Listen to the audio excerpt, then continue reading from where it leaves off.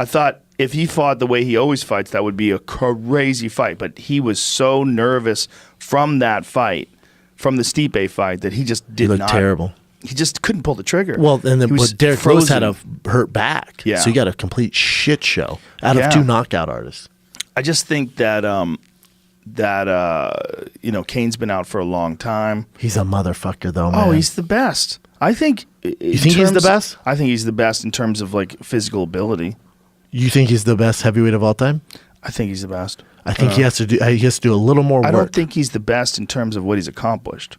I think Fedor's the best heavyweight of all time in terms of what he's accomplished. Maybe you can make the argument for Fabricio Verdum because Verdum beat him, but I think Verdum beat a Fedor that had already been through the ringer and Pride and all the chaos over there. I mean, he had been in those wars with fucking Crow Cop. But Verdum beat him when it was still the aura of Fedor. Yeah. He was the first one where you realized he was human. Because Brett Rogers kind of took a little bit out of that. Oh, dude, he starched fucking Brett. He KO'd him, but before that he had trouble with him. It wasn't an easy fight. It wasn't an easy fight.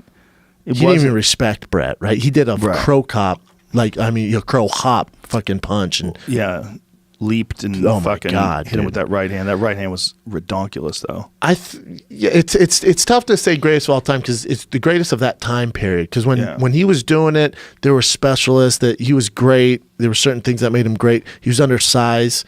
Because if you put his skill set with his frame now into the pool, I don't know if he's the best. But then Cain at his time, when there's JDS and he's in his prime, and Brock Lesnar, he's beating those guys. What Cain would do to people, he would overwhelm you in a way that looked like you were drowning. His cardio and pace was insane. Like the Junior Dos Santos fights, I think, took so much out of Junior. Both of them. I think it took it. Both of them paid the price for that. Out of, yeah. It was the same thing as I was listening to... who's the boxer you just had on from Youngstown? Kelly Pavlik? Love Kelly Pavlik. Yeah. How he was saying he doesn't watch the rematch with Canelo Triple G because it takes so much out of those guys that they're never the same. I'm usually on the same thinking path as that, where I'm like, God, if those guys go at it again, man, we're never going to get a good product. Well, Cain and Junior for sure. I mean, especially the third fight. The third fight. The second one too, dude. Yeah, the second one too. Both of them. They just. And then JDS Stipe. Yeah, that was crazy Stipe, too. I mean, JDS has had some wars, and Stipe has had some wars, and you can tell that they're just different in life. Yeah, I'm not saying it's brain trauma, whatever it is, but they're just different. They leave a piece of themselves in that octagon. Well, it's for sure some brain trauma. Yeah, I'm just trying to be nice. You're trying to be nice. You're getting hit in the head that much. Like they leave a little piece of them in there for our entertainment, and I feel a little guilty about that. What's crazy is there's no talk about Stipe. Stipe, the most accomplished heavyweight of all time. He's the greatest in terms of like his accomplishments. He defended the title more than anybody.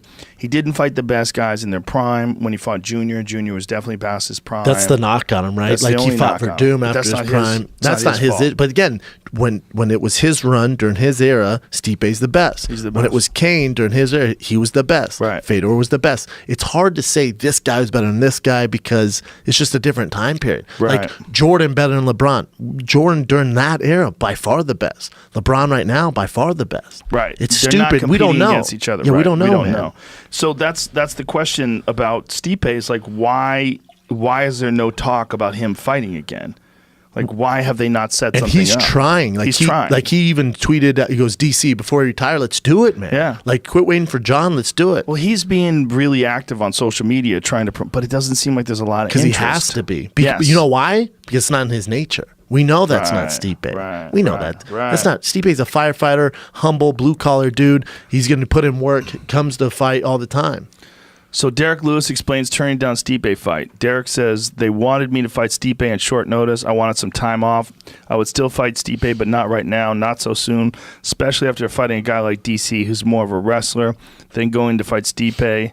I know I wanted some time off. So they were trying to get Stipe a fight. So they were trying to get him for the UFC's Brooklyn card this weekend. No, that's, was that this weekend? See, Yeah. but it's smart of Derek Lewis. When you go DC, then Stipe, there couldn't be two worse matchups for him. He's going to get paid. But yeah, they're two beatings you're going to take. But yeah, you know, most likely, unless he connects.